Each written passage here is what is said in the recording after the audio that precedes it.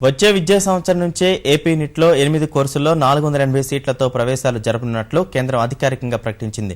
Super న్యూమరీ కింద వరంగల్ నిట్లో 60 సీట్లను ఆంధ్రప్రదేశ్ విద్యార్థులతో భర్తీ చేస్తామని వెల్లడించింది.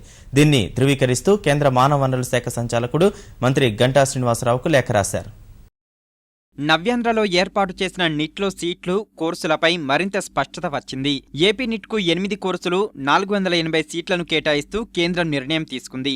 వచ్చే విద్యా సంవత్సరం నుంచి దీన్ని అమలు చేయనుంది. ఈ విషయాలపై స్పష్టతనిస్తూ కేంద్ర మానవ వనరుల శాఖ సంచాలకుడు సంజీవ్ కె శర్మ రాష్ట్ర మానవ వనరుల అభివృద్ధి శాఖ మంత్రి గంటా శ్రీనివాసరావుకు లేఖ రాశారు. బయోటెక్నాలజీ కోర్సులో 30 సీట్లు, కెమికల్ ఇంజనీరింగ్లో 30, సివిల్లో 60, కంప్యూటర్ సైన్స్లో 90, ఎలక్ట్రికల్ ఎలక్ట్రానిక్స్లో 90, ఎలక్ట్రానిక్స్ అండ్ కమ్యూనికేషన్లో 90, మెకానికల్లో 60, మెట్రాలజికల్ అండ్ మెటీరియల్స్ ఇంజనీరింగ్లో 30 చొప్పున సీట్లు భర్తీ చేయనున్నారు.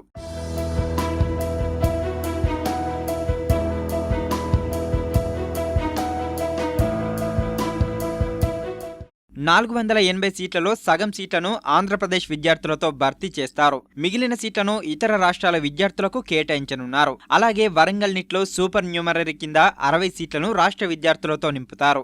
ఏపీ నిట్లో సీట్ల పెరుగుదల ప్రకారం వరంగల్ నిట్ సీట్ల సంఖ్యను తగ్గించుకుంటూ వస్తారు. రాష్ట్రానికి కోర్సులు, సీట్లు కేటాయించడం పట్ల కేంద్ర మానవ వనరుల శాఖ మంత్రి స్మృతి ఇరానీకి మంత్రి గంటా శ్రీనివాసరావు కృతజ్ఞతలు తెలిపారు. పశ్చిమ గోదావరి జిల్లాలో ఏర్పాటు చేయదలిచిన నిట్కు సంబంధించిన తాత్కాలిక తరగతులను ఏలూరు సిఆర్ రెడ్డి కళాశాలలో ప్రారంభించనున్నారు. ఈ నెల 23న దేశవ్యాప్తంగా ఉన్న నిట్లలో ప్రవేశాలకు కౌన్సిలింగ్ ప్రారంభం కానుంది.